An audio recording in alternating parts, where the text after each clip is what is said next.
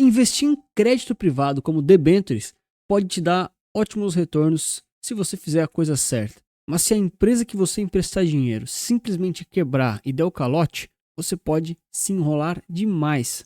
Quem lembra recentemente daquele caso das lojas americanas ou até mesmo da Light? Na época, as debêntures e títulos de renda fixa que essas empresas estavam vendendo, elas estavam alguma coisa próxima de CDI mais 1,86% ao ano. E depois que elas apresentaram aí as crises de liquidez e possivelmente até quebrar, aqueles mesmos títulos chegaram a ser CDI mais 54% ao ano. Esse é o tipo de risco que você está exposto ao emprestar o seu dinheiro para uma única empresa. Depois eles até voltam para patamares normais, mas você pode às vezes não receber o seu dinheiro de volta. No vídeo de hoje eu quero falar com vocês um pouquinho sobre debêntures e crédito privado para a gente entender como fazer um investimento nesses ativos de forma certa, diversificada, muito mais simples, muito mais barato e muito mais protegido. Nós estamos no ciclo de alta da Selic, ou seja, a ideia é que com o passar do tempo, os nossos títulos de renda fixa pós-fixados, aqueles CDI+, enfim, atrelados à Selic, eles vão se valorizando mais do que os pré-fixados ou os IPCA. Ou seja, é muito interessante nesse momento no Brasil a gente ter uma carteira de investimentos mais focada em renda fixa e mais focada no pós-fixado, principalmente aqueles investimentos relacionados ao real aqui no Brasil. E aí, para a gente buscar soluções desse tipo, a gente pode diversificar em vários títulos de renda fixa, sendo públicos do Tesouro Nacional, mas também buscar um pouquinho de crédito privado. E aí que entram as debêntures. Elas são títulos aí de crédito privado em que você empresta dinheiro para grandes empresas que não são do setor financeiro. Eu trouxe aqui vários exemplos no site da Ambima mesmo. Os listados aqui, só peguei e abri a página, nem vou ordenar muito, para mostrar as opções que existem. Então olha só, a Aliança Saúde do setor de assistência médica está oferecendo aqui DI mais 3% ao ano. Aqui já faz basicamente 5 anos, né, que eles ficam posicionados, 5, 6 anos. Mesma empresa, DI mais 3 com um vencimento um pouquinho diferente, vencimento igual na realidade, acho que só muda aqui a emissão. Vamos ver aqui outras opções. Aquario, outros serviços, DI mais 3,5, DI mais 3,6, Abimex DI mais 0,9. Então a gente percebe que as empresas elas ofertam títulos pós-fixados, ou seja, DI é a mesma coisa que CDI, tá? Vamos arredondar, mais uma taxa para você receber aí de remuneração. Isso é bem importante falar.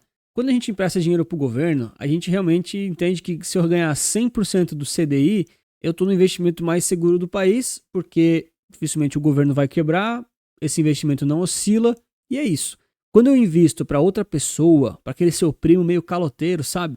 Você vai cobrar uma taxinha extra. Você vai exigir uma coisa chamada prêmio de risco, que é aquele valor a mais que você exige daquela pessoa ou daquela empresa que quer o seu dinheiro emprestado. E é por isso que essas empresas elas já colocam aqui, né? DI mais 2,5, DI mais 1,1, DI mais 3 e assim por diante. Como vocês viram, aqui a Americanas chegou a estar pagando, isso aqui é uma conta, né? Mas CDI mais 54%. Então já deu para perceber que quanto maior esse bônus, né? Esse prêmio de risco, mais a chance aí de você, enfim, estar emprestando dinheiro para alguma empresa enrolada que pode estar correndo risco de quebrar e você não receber o seu dinheiro de volta. Existem algumas formas aí, algumas garantias que a gente fala, né, que as empresas dão para as debêntures delas. Mas nem sempre essas garantias são líquidas, ou nem sempre você vai receber primeiro, ou nem sempre vai sobrar dinheiro para você no final. Às vezes, essas garantias são liquidadas antes e você pode ficar meio enrolado. Comenta aí para mim se você gosta de crédito privado e se investe nesse tipo de produtos, ou se você prefere ficar na renda fixa convencional mesmo, um CDB da vida ou tesouro direto. E aí é muito normal as pessoas investirem em títulos privados aí de crédito, como CRIs, CRAs, debêntures, até LCI, LCA também. Algumas são um pouco mais arriscadas, algumas não são. Algumas têm vantagens como isenção de imposto de renda, algumas não têm taxas de administração ou performance, mas o ponto todo é que você está emprestando dinheiro para uma empresa. E quando essa empresa ela é muito grande, muito segura, como por exemplo a Petrobras, você nunca vai ter uma rentabilidade muito alta. Geralmente não vai valer muito a pena, porque geralmente nesses produtos você tem um prazo de liquidação, né, um prazo travado para esse título muito longo, tipo 5 anos, até mais. Para o Brasil eu já acho muito longo, porque em 5 anos muita coisa muda. Em 5 anos eu não sei se o Brasil ainda vai ser um bom país para estar alocado no pós-fixado. Às vezes é pós, às vezes é pré, isso vai mudando, a gente tem que estar se arrumando conforme a música. Nunca demais, né? Não é para girar demais a carteira, mas você precisa estar posicionado aí nos setores, aí nos segmentos, pelo menos de renda fixa, que tem maior probabilidade de estarem andando com a economia. Senão você fica sempre na ponta errada, sem a liquidez, com o investimento travado lá há 10 anos e não consegue pegar aquele dinheiro de volta. E agora eu quero mostrar para vocês uma das formas mais eficientes e práticas de investir em debentures. Porque existem vários fundos de investimento convencionais que a gente vê por aí, que investem em debentures ou até mesmo debentures incentivadas que não têm imposto de renda. Mas esses fundos, eles muitas vezes cobram taxas de administração um pouco caras e a rentabilidade deles nem é tão boa. E aí para isso foi criado aí um ativo espetacular que eu particularmente gosto bastante, chamado DEB11, DEB com 2 Bs.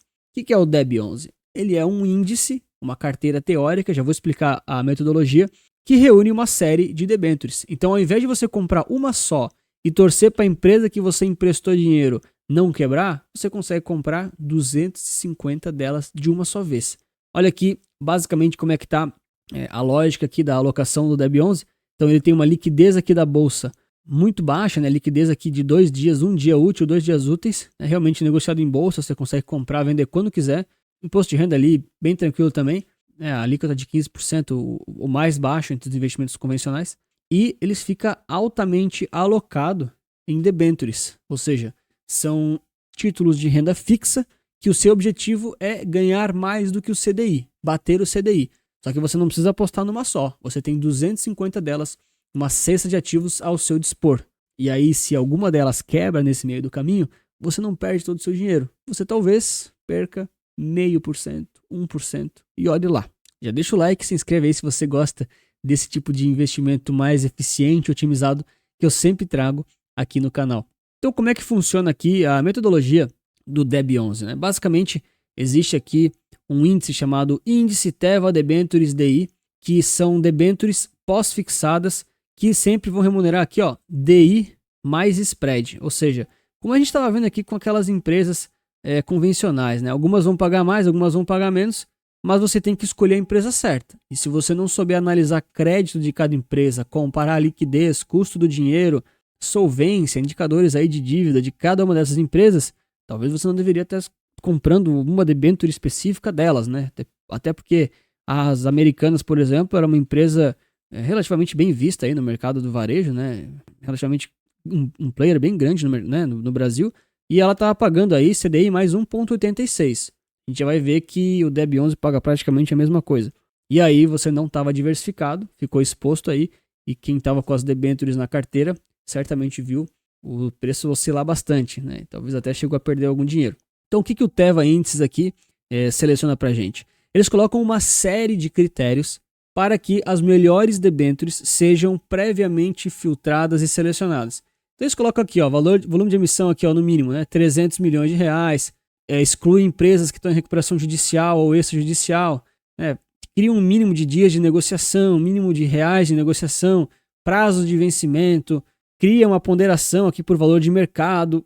Então existe toda uma metodologia inteligente e atualizada e rebalanceado mensalmente para você ter nas carteiras ali as melhores debêntures disponíveis e você fica exposto àqueles títulos de renda fixa. Então olha que legal, isso aqui é bem recente, agora de outubro, e eles colocam, né, que rendeu aqui 1% no último mês ali e performou 115% do DI, né, do CDI basicamente, daquele mês. E está aqui acumulado, 130% do CDI aqui nesse ano. Então só para a gente exercitar aqui, isso é bem importante. Se você tem um CDB, renda fixa, convencional, que está rendendo aí 130% do CDI, cara, esse CDB é muito bom. É muito difícil achar esses produtos hoje em dia. Se você acha um CDB aí de 110% do CDI ou 115% do CDI, ele geralmente tem um prazo mínimo para você deixar o dinheiro lá travado, não dá para tirar, de 3, 5 anos, dependendo do banco até mais. Ou seja, aqui a gente já percebe o seguinte, existem investimentos negociados em bolsa, ou seja, eles são muito líquidos, você pode botar o dinheiro e tirar quando quiser, 1 dia, 2 dias úteis aqui a liquidação, que rendem aí muito mais do que o CDI. Muito mais não, né? Mas muito mais no sentido de renda fixa, vai.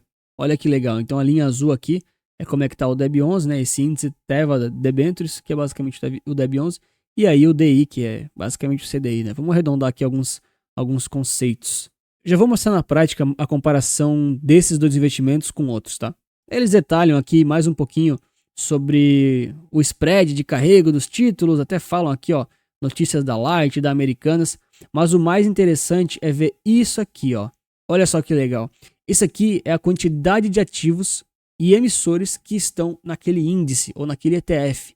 Ou seja, ao invés de você comprar uma única debenture, que pode ser que o emissor quebre, tipo Americanas. Eu sei que eu estou usando esse exemplo muitas vezes, mas é que é o exemplo da vez, né, pessoal?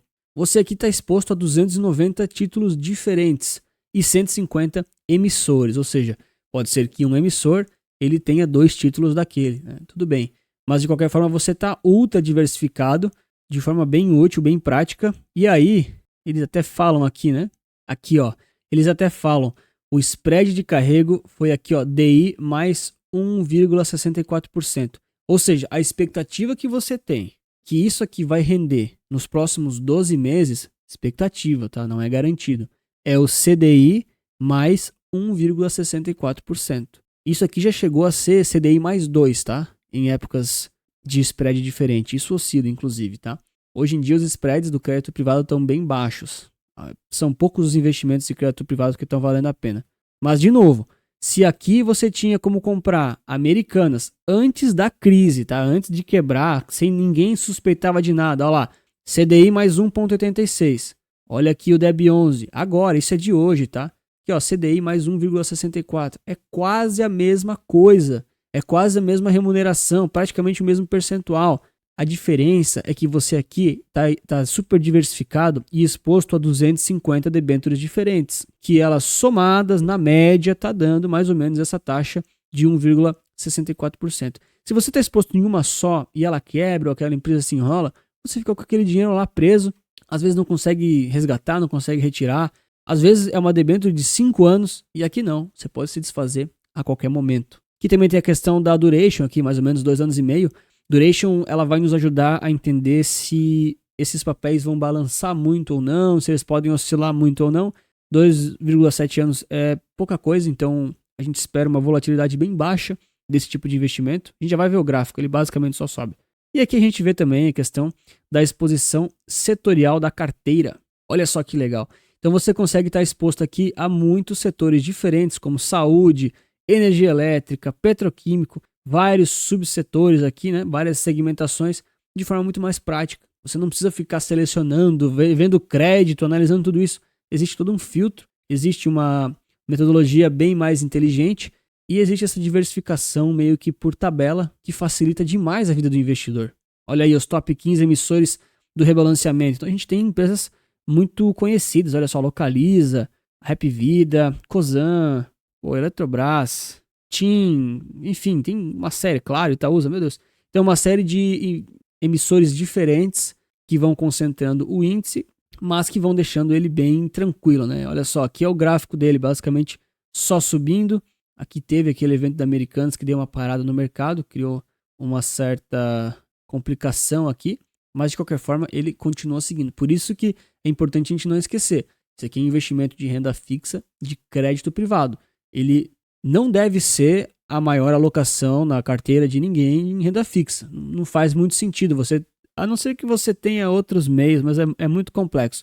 A maioria das pessoas, você tem que ter mais dinheiro em renda fixa de emissores seguros e um pouco menos em crédito privado para você, enfim, estar exposto a uma valorização um pouquinho maior, mas também você vai estar correndo um pouquinho de risco, né? Lembra, se alguma dessas empresas quebra, pode ser que você não tenha seu dinheiro de volta. Se o governo brasileiro quebrar, a última coisa que você vai estar preocupado é com o seu dinheiro de volta. E fala mais umas coisas de spread por setor, e aí a gente vê os maiores emissores e o seu peso na carteira, né? Então, cara, se eu pegar aqui a TIM, por exemplo, né, que tem um dos maiores pesos, 2%, e a TIM quebrar hoje, agora, a TIM quebrou, vai dar calote em todo mundo que ela criou dívida, todo mundo.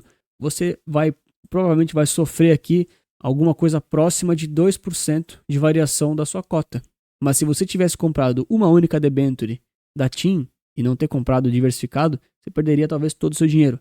Então, aqui é uma solução que a gente encontra com baixíssimo custo. A taxa de administração é muito barata, acho que é 0,6% ao ano. É uma das mais caras que existem, mas ainda assim é muito barato, muito mais barato que um fundo de investimento. E que você não vai ter a maior rentabilidade da história da humanidade, mas você vai estar super diversificado em renda fixa de crédito privado. É o tipo de ativo que não existia antes, ele é recente, e é o tipo de coisa que o pessoal não fala por aí, porque é uma coisa boa para os investidores, é uma coisa que não dá taxa, não dá remuneração para quem recomenda, para quem administra, é uma coisa muito barata. É o tipo de fundo que outros fundos compram e não te dizem, e cobram de você lá naquela cota do fundo de investimentos. E é por isso que eu estou aqui, justamente para mostrar para vocês, para os meus clientes, outros tipos de investimento que existem, que ninguém está falando, mas que são muito bons para o seu bolso. Tipo de investimento que não tem conflitos de interesses, investimentos que são bons para o seu bolso, investimentos que o pessoal não fala por aí, porque não tem muita vantagem ficar contando dessas coisas. Se você tem interesse em conhecer os meus serviços, carteira recomendada, e saber mais de investimentos que podem te beneficiar e ajudar muito, sem te cobrar altas taxas por isso e sem eu ser remunerado nada mais, nada menos por aquilo que eu te prometo, tem o QR Code, link na bio, me chama e eu vou te mostrar tudo isso. Bom, e agora vamos analisar um pouquinho a questão do gráfico do DEB11, ou seja, aquelas debêntures todas ao longo do último ano, quanto que elas estão rendendo em comparação com o CDI e com outros índices de renda fixa. Tá? Não vou nem colocar aqui o Ibovespa, nem o IFIX, porque eu sei que eles vão perder em termos de rentabilidade e também não é muito o padrão a gente ficar fazendo essas comparações. Então, de cara, a gente vê desde outubro do ano passado até agora, mais ou menos um ano, que ela está rendendo aqui 13,31%. Então, uma boa rentabilidade, comparando aqui com o nosso CDI, basicão mesmo, mais ou menos aqui em torno de 11,5%, né? Pegando aqui o LFTS11, que é um ETF de renda fixa pós-fixado, pagando basicamente o CDI, a gente já percebe que tem aqui aquele 1,6%, 2% a mais por ano, como a gente viu no spread ali para trás, de vantagem que esse ETF busca dar de retorno. O ideal, claro, é sempre ter os dois na carteira, né? As duas classes de ativos de renda fixa. Né? Então, ter tanto crédito privado quanto crédito público, né? Renda fixa do setor público, porque é mais segura. Mas assim você consegue diversificar entre segmentos emissores e buscar uma rentabilidade maior do que o CDI. Inclusive, isso eu falo num vídeo recente. Clica aqui no card para você saber mais. A maioria dos fundos não consegue bater os seus benchmarks, seja Ibovespa, seja CDI, e dessa forma você talvez consiga ter uma carteira que realmente bate o CDI e você consegue performar melhor do que a renda fixa, de forma barata, simples e muito interessante. E por último, analisando junto aqui, o IMAB11, que é um índice que relaciona muitos títulos atrelados à inflação, a gente percebe que ele rendeu só 5,6% no último ano, motivos também porque a inflação ela não está rendendo tanto assim nos títulos em si, a marcação a mercado ainda deve aparecer, então ele foi, enfim, um pouco mais perdedor, justamente por conta desse ciclo de alta da Selic. Né? Quando a Selic está aumentando, você quer estar posicionado em ativos pós-fixados, como o LFTS11, né? Enfim, Tesouro Selic, CDI basicamente, e também o DEB11, que é CDI mais 1,6, 1,7, 1,8, talvez até CDI mais 2%. Então é isso. Obrigado pelo seu tempo, pelo seu like, pela sua inscrição. DEB11 é um bom ativo. Talvez ele faça sentido para sua carteira, talvez ele não faça se você já tem outros títulos de crédito privado na carteira. Às vezes ele não encaixa. Mas para quem não tem e quer conhecer um pouco mais, deixei aí uma série de links para vocês conhecerem e entenderem sobre esse ativo. Obrigado novamente. Lembre-se que investir certo resulta capital.